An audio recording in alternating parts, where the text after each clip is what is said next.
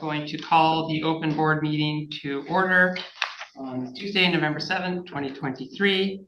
Ait Squale CM Nutsia, Ait Squalwin Quadisilam Nala. We respectively acknowledge that we are meeting on the traditional and ancestral lands of the Halkamenim speaking people where we live, learn, and play.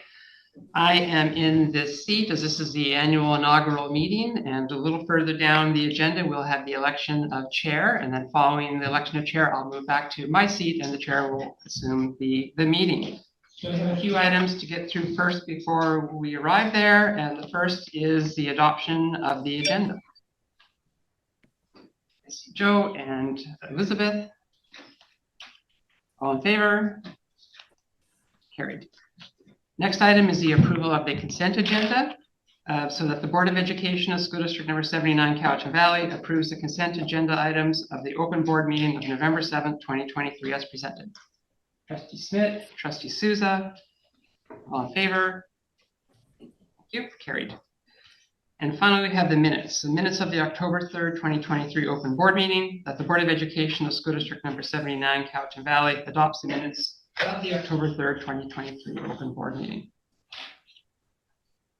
Trustee Thorne, Trustee Lise, all in favor?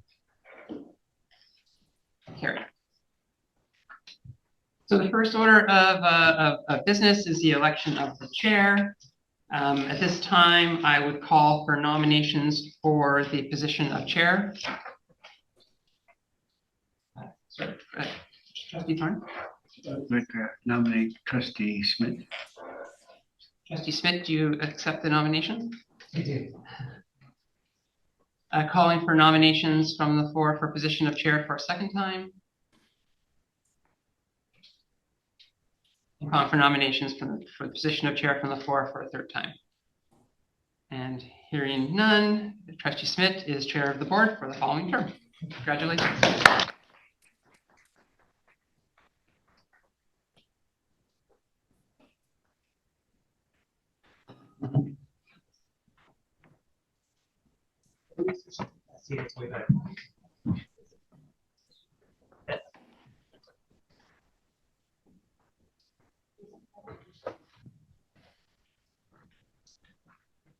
Thank you, everybody, and I look forward to another year of good conversation and cool things for kids that we do so well together.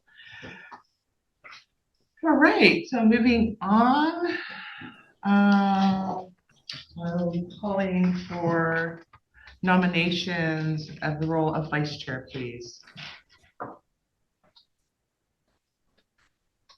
Trustee Souza? I'd like to elect Elizabeth Trustee Croft for vice chair. Do you accept? Any other nominations for the role of vice chair for the second time? The third and final time, any nominations for the role of vice chair? Hearing none, congratulations, Trustee Croft. Thank you.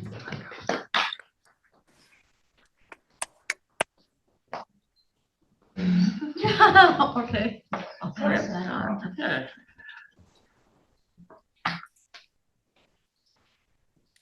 We won't need item 7 or 8 now. Thank you. So moving on to recognition and delegations.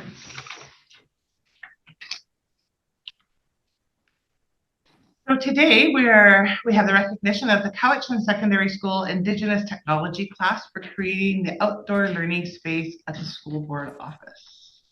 So the Board of Education would like to recognize the Cowichan Secondary Indigenous Technology class that partnered with district employees to create an outdoor learning space at the school board office with wooden benches and a speaker's chair.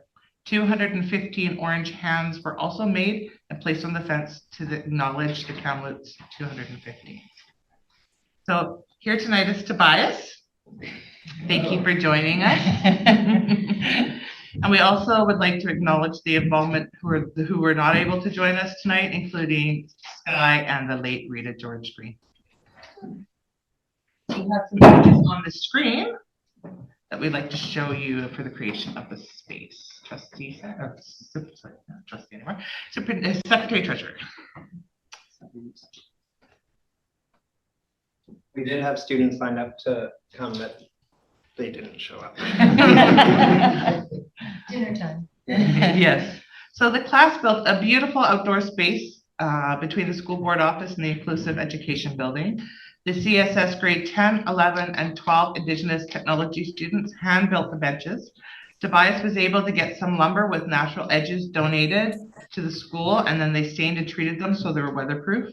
They also built a beautiful speaker's chair and prepared the ground for the site of the circle. They made the 215 hands that you will see on the fence by the board office in response to Kamloops 215. The first part of the scene on the fence was building the outline of the mountains, Mount Provo, Mount Zuhalem. Then they had the idea of taking the hands and turning them into a sun setting over the mountains. And the final product is the sun and the mountainscape. This has become a bookable space that Cowichan Secondary, Quamachin, and Alexander classes can access, as well as staff from the district. With the hard work of the CSS Indigenous Technology class, the district staff, the area between the two buildings is now very useful and inspiring. Tonight, we'd like to offer our sincere thank you for your dedication and efforts in creating the outdoor learning space. We are proud of the work that you have done, which benefits our students, staff, and school district, and the community of the Cowichan Valley School District. It is truly a beautiful learning space. So the board is pleased to recognize Tobias and the late Rita George Green and the students of Cowichan Secondary Technology, Indigenous Technology class who helped create our outdoor learning space with the token of our thanks.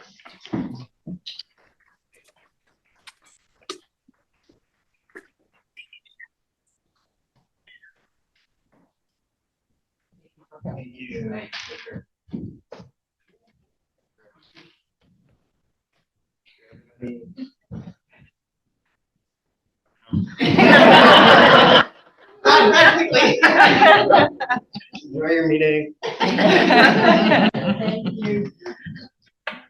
All right, moving on at 10.1, Secretary Treasurer. Thank you. The board met in closed session just prior to open and concluded all of business. There were personnel, property items, and contract items on the agenda. Thank you. 11.1, action list.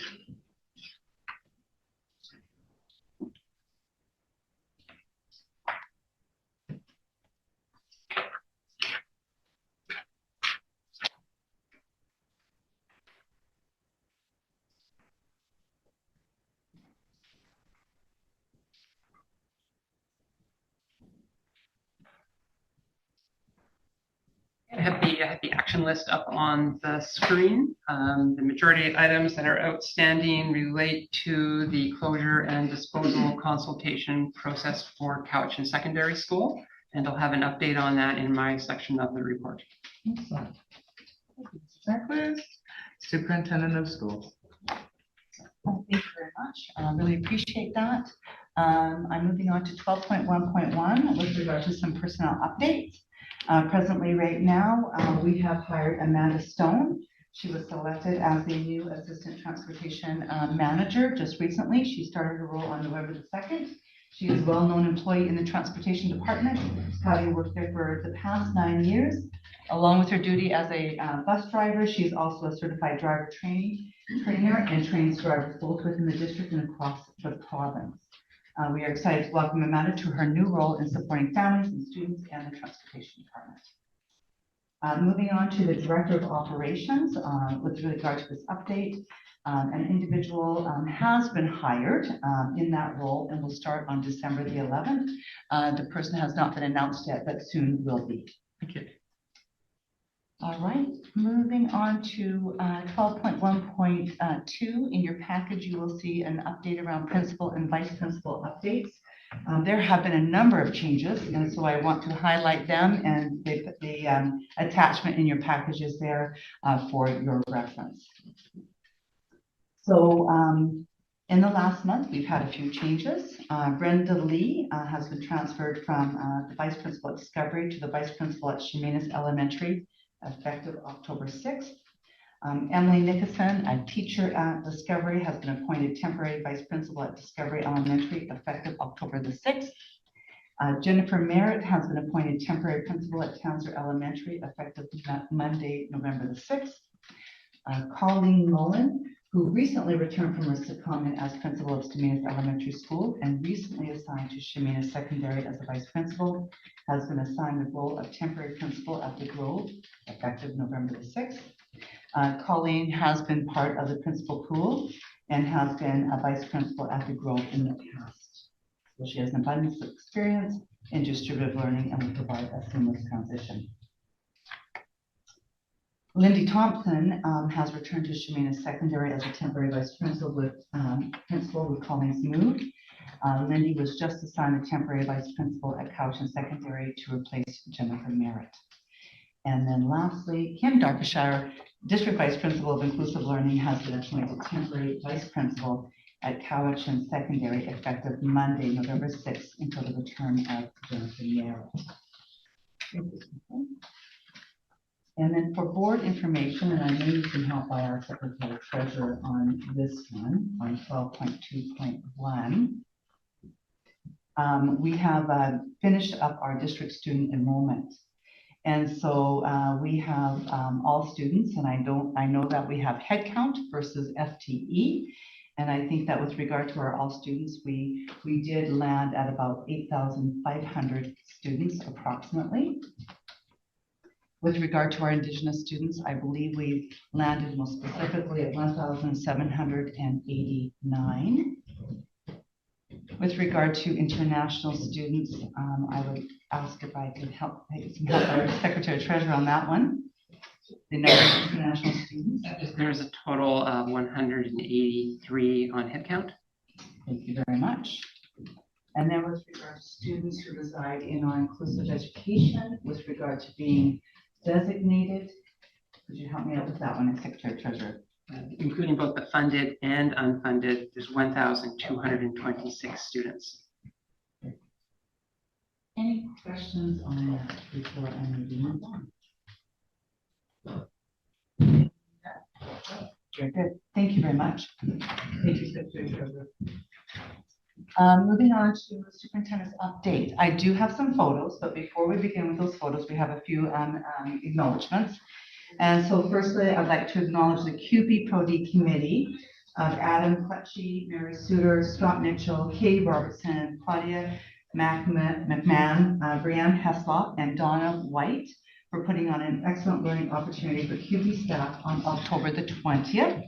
That featured keynote speaker was Dr. Jeremy Goldberg. And I would have to say that I'd like to acknowledge QP staff for what they put on that given day. I had the great pleasure of being there for a very short period of time.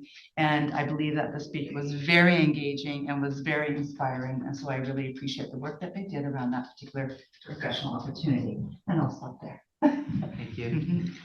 Welcome, and may I ask who you are? I'm Fina Smith. I helped set up the wooden mural around here during the last year's Indigenous Tech class.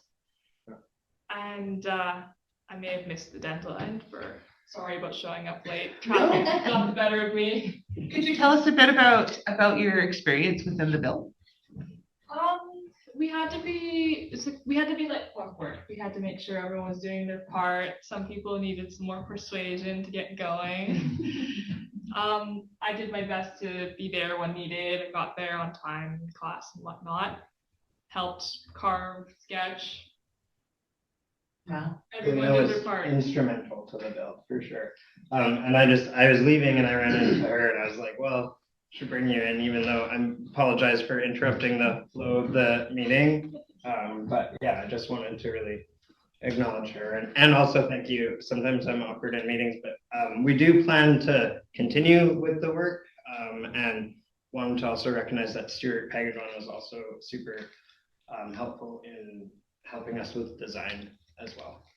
Again, on behalf of the Board of Education, thank you so much for making this beautiful place where people can have a great meeting or a great moment. So thank you very much. Thank you.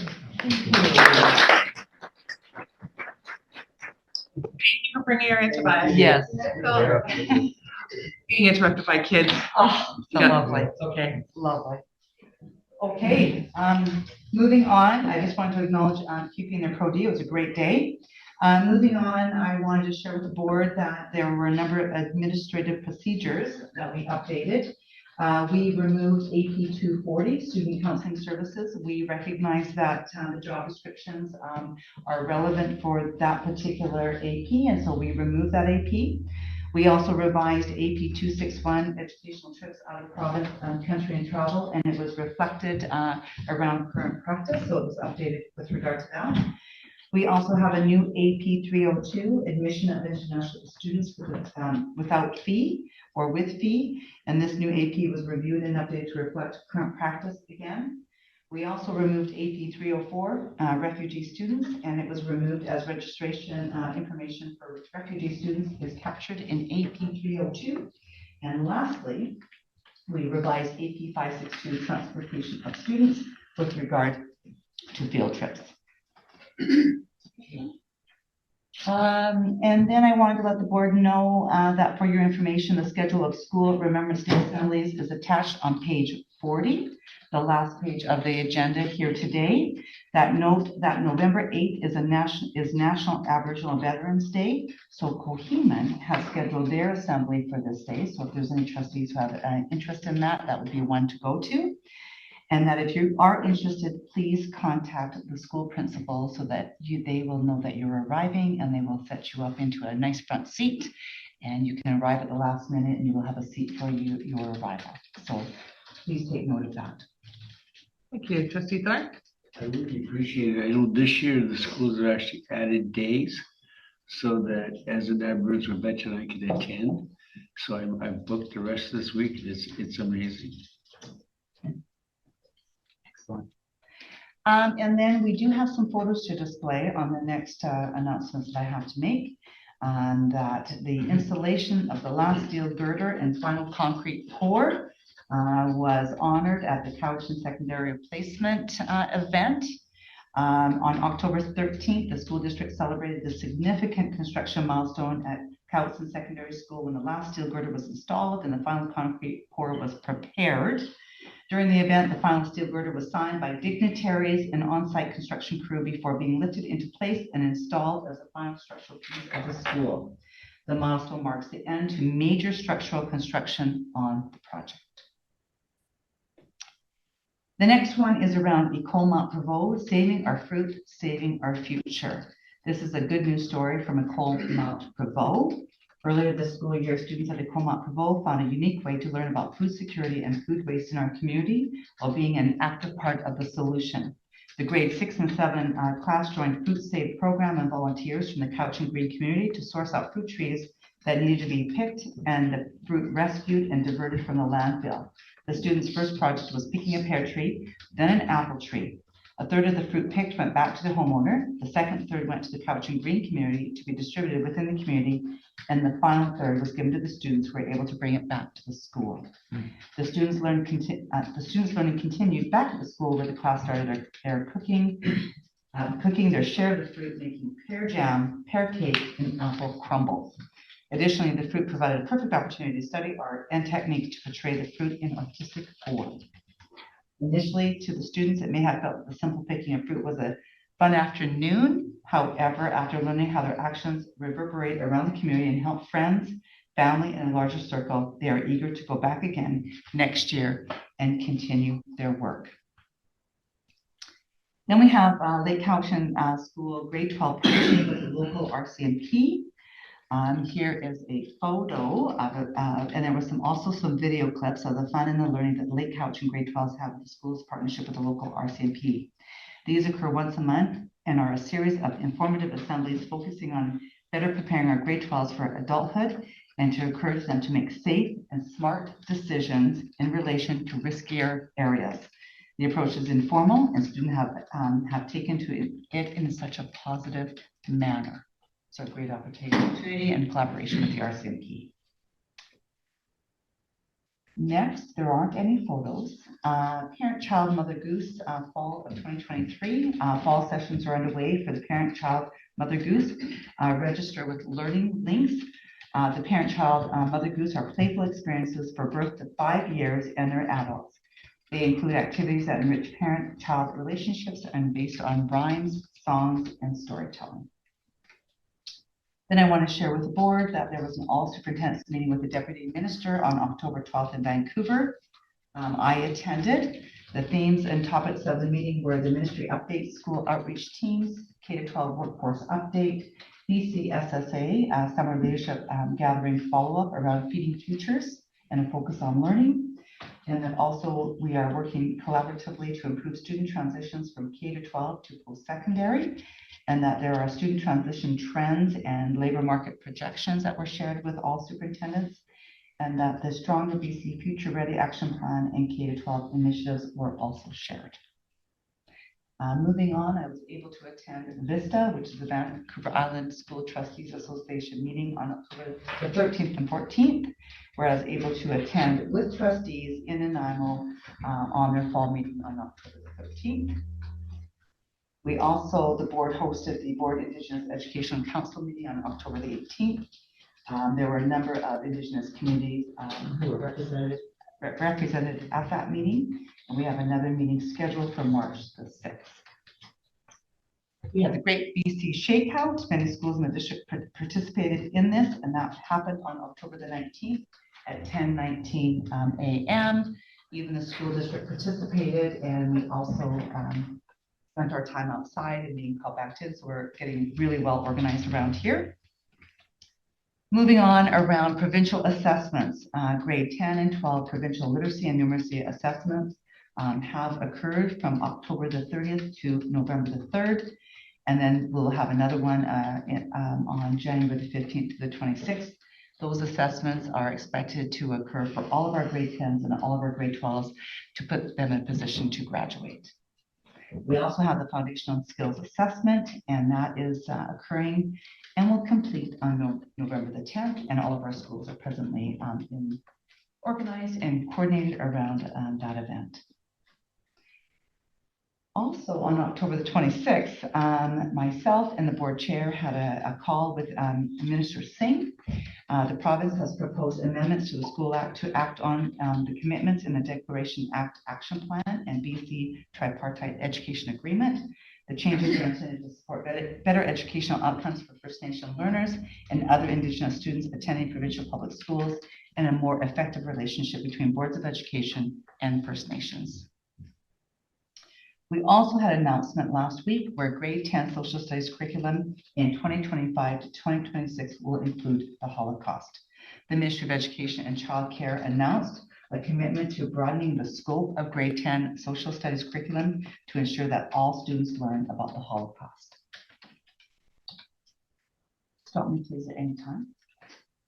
We also attended, in attendance on October the 26th would have been myself, Director of Inclusive Learning Jeff Rowan, Secretary Treasurer Jason Sandquist. We attended the Premier's Awards for Excellence in Education. Tanya Leach, a school secretary who was at Mill Bay, who's currently at Discovery Elementary, was nominated for the awards. Unfortunately, she was not able to attend, but we were there to attend in her place, and it was a beautiful event to honor a number of educators in 10 categories across the province. Soon, on November the 16th and 17th, myself and 2 associate superintendents will be attending the fall conference in Vancouver, and it is titled Intersectionality, Leading for the Future. And so we will be in attendance, myself and 2 of the associate superintendents in the room. Moving on November the 24th, there will be a non-instructional day. The focus of this particular day will be on identity, belonging, and mental health. So that will be coming up the next couple of weeks. I wanted to let the board know that a master's research project was approved. Matthew Franco, a teacher at Francis Kelsey Secondary, received approval to conduct research entitled Action Research in a Student Choice Environment.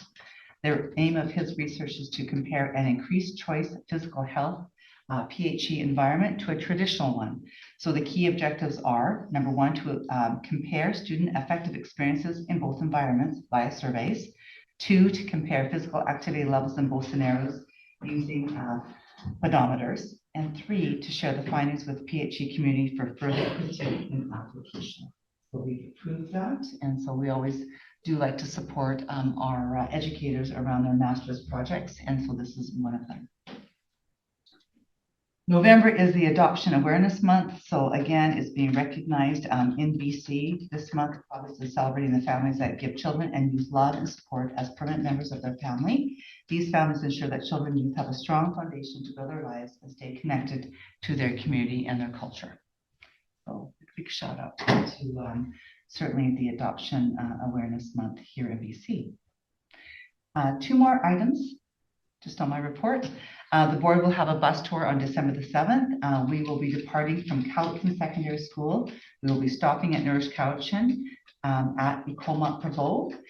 Then we will drive past Seabold and Charles Hoy before returning back to Cowichan Secondary to do a bit of a tour on that afternoon. And then lastly, just want to share with the board that I've had a few school visits and check-ins. One would be at Cowichan Secondary School, another at George Bonner, another at Mill Bay Nature School, and finally at Shemina Secondary. So that is the end of my report, and I'm happy to take any questions. Seeing none, moving on. Okay, moving on to 2 items, 12.3 for board action. So I'm just going to alert your attention to agenda item on page 32, communicating student learning reporting templates. Okay. So in your board package, you will see a briefing note, and it's with regard to the Ministry of Education and Childcare that implemented a redesigned provincial curriculum in 2016. This redesigned curriculum focuses on literacy, numeracy, the first people's principles of learning, and on deeper learning through concept-based and competency-driven education. So after extensive community feedback and pilot opportunities, the Ministry of Education and Childcare released a new K-12 reporting policy framework in June of 2022. So some of the key goals around this would be, number 1, students take part in meaningful conversations that help them develop responsibly for engaging deeply with their learning. And number 2, parents and caregivers are well informed, are involved in decisions and dialogue about the child's learning and understand ways to support and further the child's learning. I'm cognizant that this district has done a lot of work around communicating student learning. And so we were prepared and we were really quite ready when this was initiated. And so you can see in the discussion that we have developed new guidelines that align to this policy. But really, when I say that, it's been tweaked, just slightly revised, because we are well versed in this new policy. And so you can see down below under recommendations, we recommend that the board approves the Cowichan Valley School District Assessment Report Guidelines, K-12. That was brought to the board in, at the end of last month's BEBC. So we're looking for action from that with the board, but we're also asking that the board delegate approval of any revised or alternate templates in the future for these written updates to the superintendent. It's really detailed work. We see right now, we have some of them already, they're ready to go, but we also know that they could be adjusted in the future. And so we have 2 actions for the board to consider. And if there's some really good questions, I may actually ask our Director of Inclusive Learning to support any of those questions from the gallery. Any questions? Trustee Thorne? Nope. Seeing none. That the Board of Education of School District 79 Cowichan Valley approves the Cowichan Valley School District Classroom Assessment and Report Guidelines K-12. Moved by Trustee Thorne, seconded by Trustee Sousa. All those in favor? Thank you. Motion that the Board of Education of School District 79 Cowichan Valley delegates approval of revised or alternate templates for written updates to the superintendent. Moved by Trustee Lise, seconded by Trustee Croft. All those in favor? Thank you. Okay, thank you very much. Moving on to 12.3.2. There is a briefing note on page 34. And I want to share with the board that we would like to suggest that the board consider the implementation of School Messenger.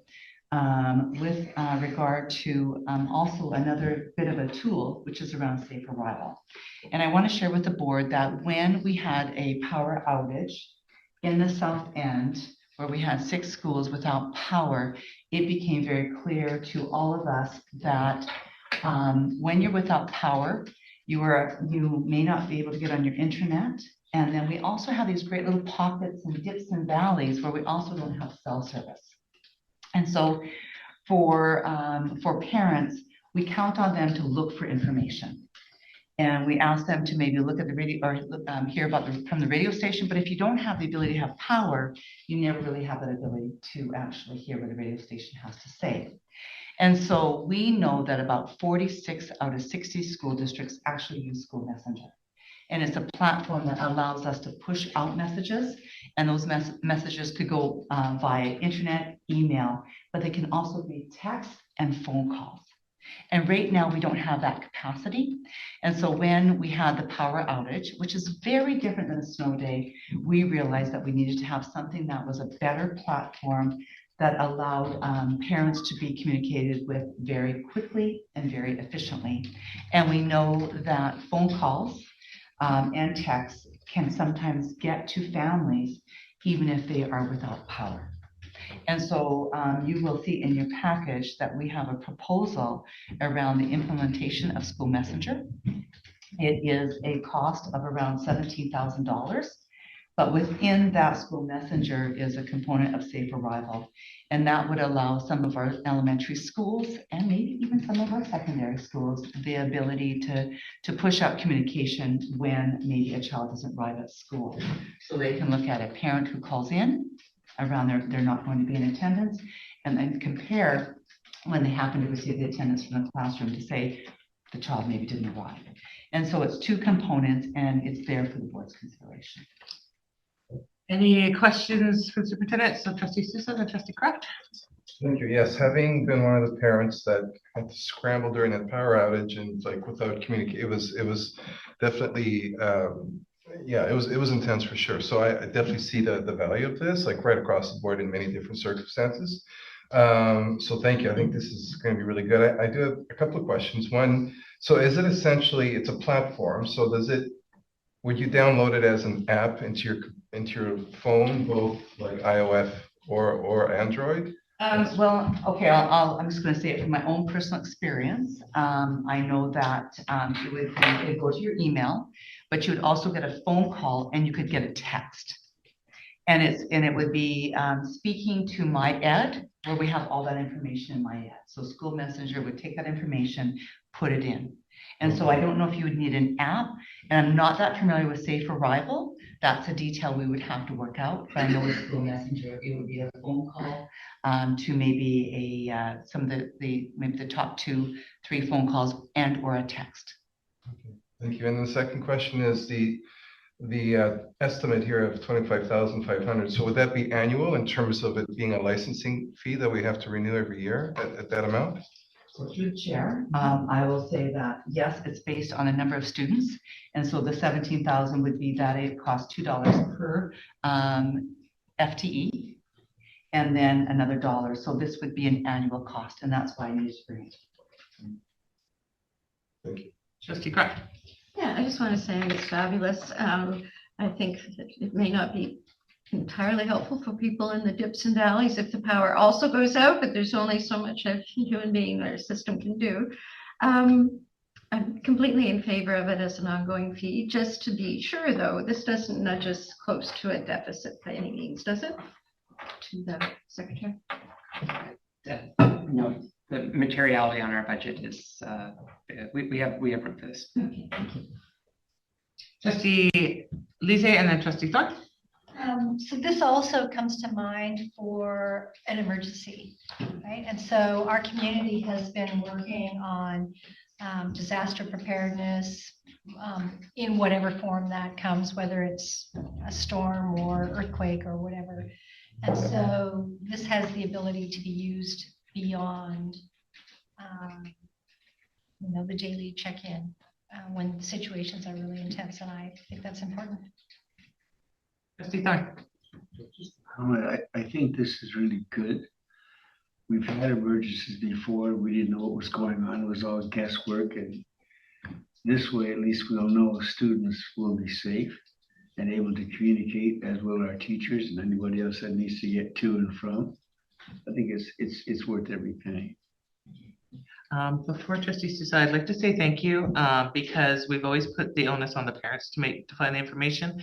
And I've always thought it was the responsibility of the district to let parents know. So I think this is an amazing new tool that's going to happen so that parents know, because I know that trustees received some emails regarding the last storm. And I just think that this is helpful, that parents will now, they don't have to go looking for it, it'll come to them directly. So thank you for that, Trustee Sousa. I totally agree with the chair on that comment. So in terms, like, how would it, like, would you have a dedicated person sort of? I'm curious to know how that works. The chair. There are a number of people in this room who actually deal with emergency, and mainly it would be the director of communication.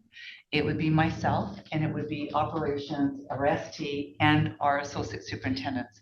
And so I think that we recognized during the last power outage, and we know that we're going to have far more of these events, that by the time you work through all of those individuals, if we could work through that individual, tell the director of communications immediately what's going to happen, that communication then can be pushed out by him through this tool that's connected with MyEd immediately, so that it doesn't require him going on Facebook, putting it out, doesn't require him going to the radio station and sharing that news. So there's so many things that are going on that it takes about 35 to 40 minutes for all of this information to go out, get approved.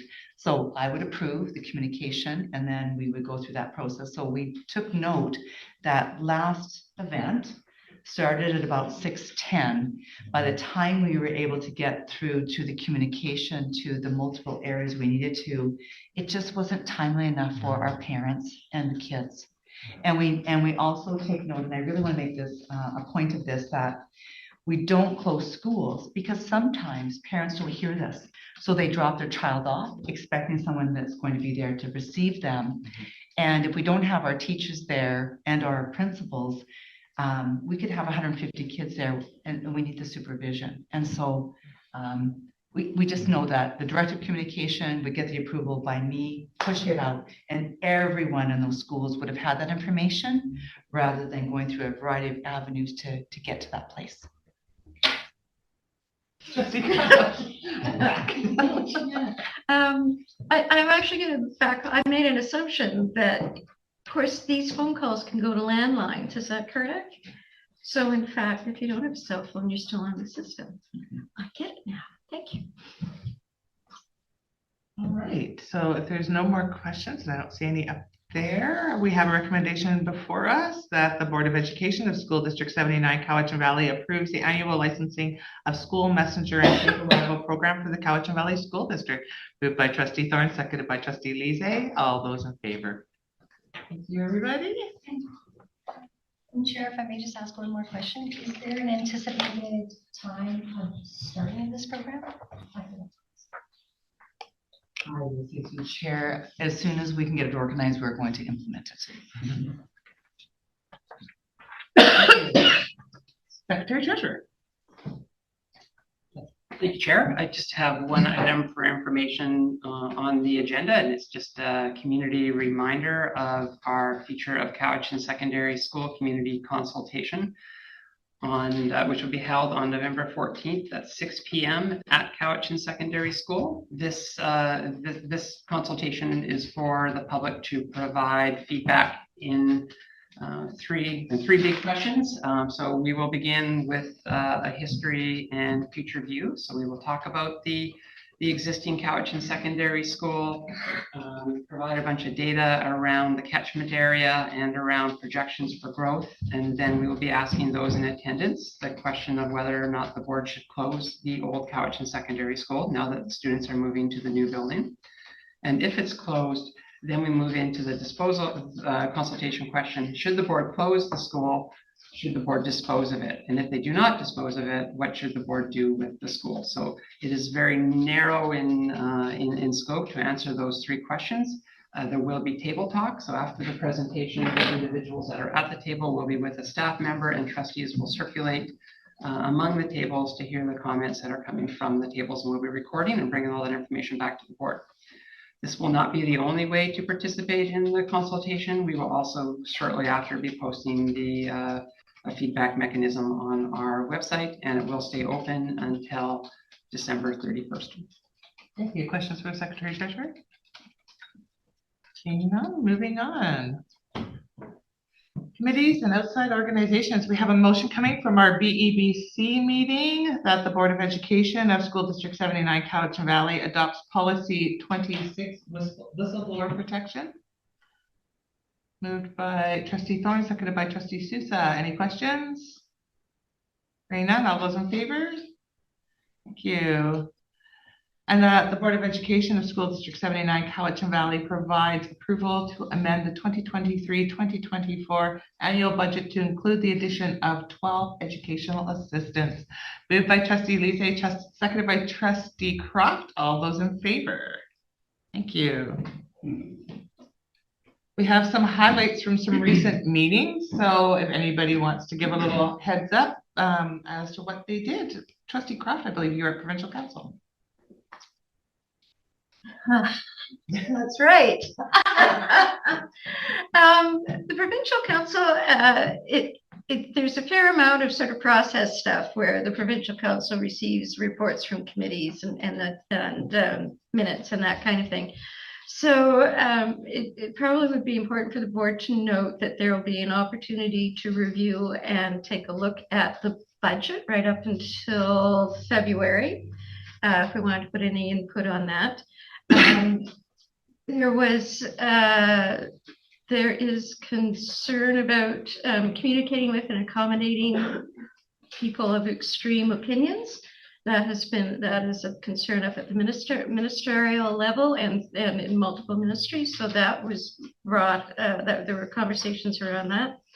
And finally, there was a fabulous presentation by the Métis Nation of BC, which gave us an overview of their activities over the last couple of years. And they took an opportunity during COVID, and as you know, there's some extra funding around during COVID, to basically build their infrastructure as an organization, or to enhance that infrastructure and firm it up.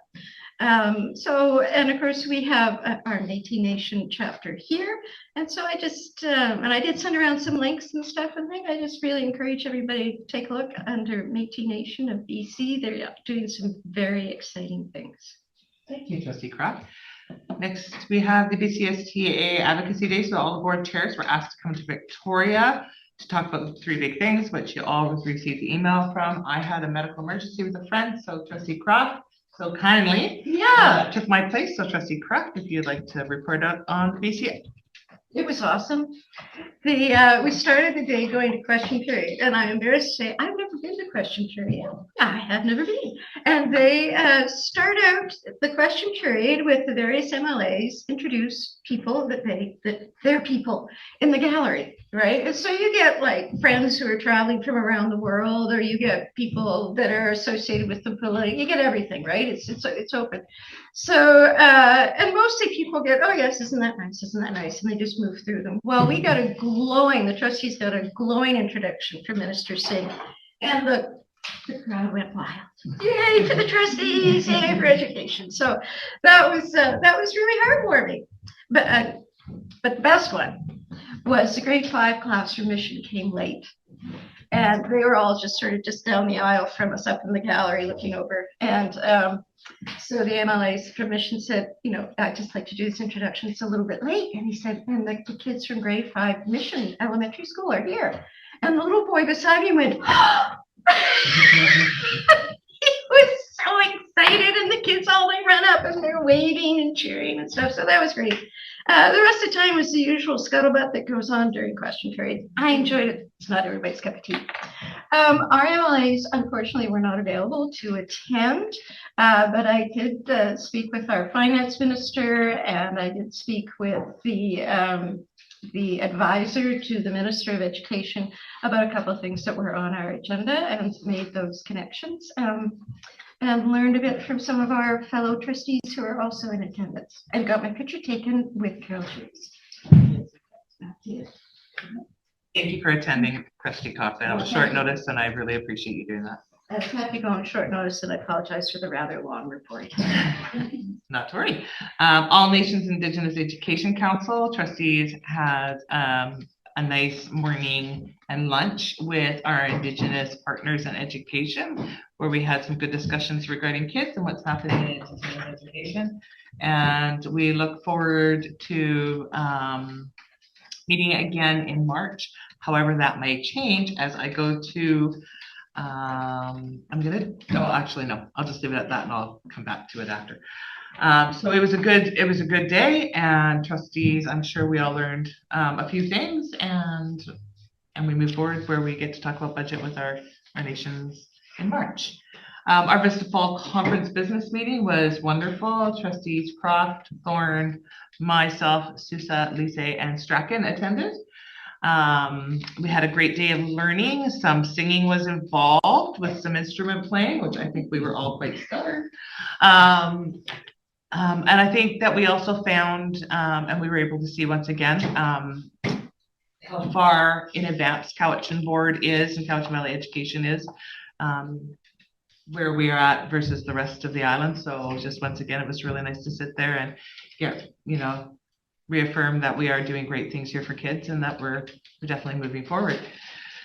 And then the last thing is the BCSTA meeting for board chairs. So there's been two, and one was the one superintendent alluded to, where the minister wanted to talk to us about new legislation, and that new legislation came in a few things. So first of all districts must have LEAs by the next school year with all nations. So superintendent was on that call, and I quickly texted her and said, yay team, we're good. Number two is that all districts need to have Indigenous education councils, which is similar to our All Nations Council.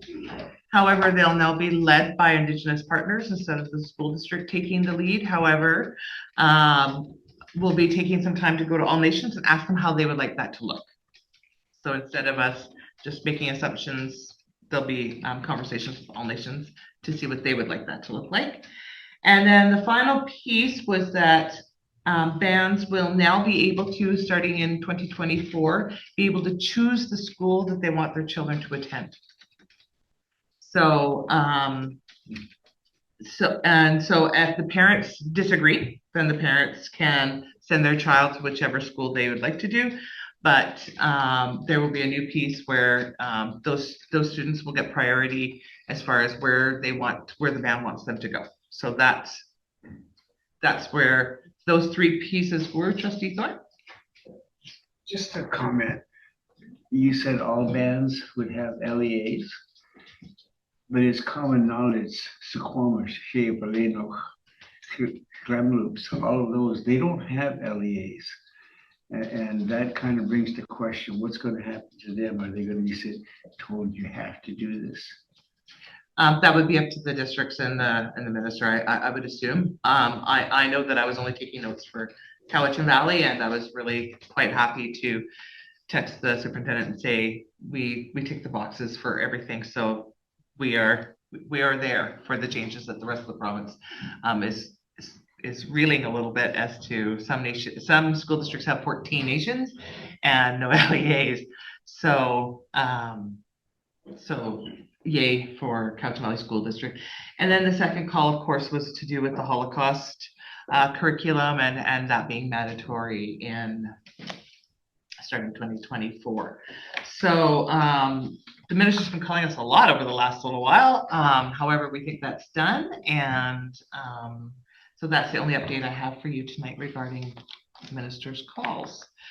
15.1, schedule of upcoming meetings and events on page 39, trustees, if there's anything there. And I will get the updated rotation schedule of trustees' names for DPAC and DSAC. Is there anything there that you see that we've missed? Hearing nothing. The schedule on the back side of that for Remembrance Day. No correspondence, new business. So question period, Mr. Secretary Treasurer, do we have any questions? We have one question that's currently been answered that I'll be relaying to you shortly, but for anybody else who's in our virtual audience, if you do have a question, please just quickly type in that you have one and we'll wait for your question to be entered. And remember that you need to put your name or announce your name, your address, and which item on the agenda this question relates to. Carmen. There's no form. Do you want me to write it out or should I speak? You can speak. Okay. Thank you. Sorry, that sounded rude. Thank you so much for passing the motion on the district communication tool and the school messenger and the Safe Arrival program. I would like to know if the district would consider not just encouraging, but kind of asking all schools to actually utilize the Safe Arrival program, or if you are leaving it up to the choice of the schools. Through the chair, we would want to promote it to all schools because I think that if we're going to spend the budget on this particular tool, it would be something we would want all schools to do. We cannot, I don't think, tease that apart at all. Follow up? Again, not just the messenger portion, but that specifically that Safe Arrival program. So you kind of almost alluded to that it would be more utilized for elementary level. Go ahead, Superintendent. Okay. I think that I will respond by saying that when students get to grade 10, 11, and 12, there comes a time that maybe they don't always maybe go to their classes that are designated for them. And so I think that I'd want to work with high schools before I would commit to that with regard to how they would see that working. Any other questions from the gallery? Secretary Treasurer, do I have any questions from online? Yes, you do. From Jen Elmore, total enrollment is 8,500. Is this an increase or decrease from last year? Jen, this is an actual increase from last year. You know the enrollment from last year? I do. So the total enrollment is 128 FTE larger than it was last year, which is 51 FTE greater than we have projected. Thank you, Mr. Secretary Treasurer. Thank you for the question, Jen. Any other questions online? No. Hearing none, motion to adjourn, moved by Trustee Sousa, seconded by Trustee Croft. All those in favor? Thank you very much, everybody, and have a good evening.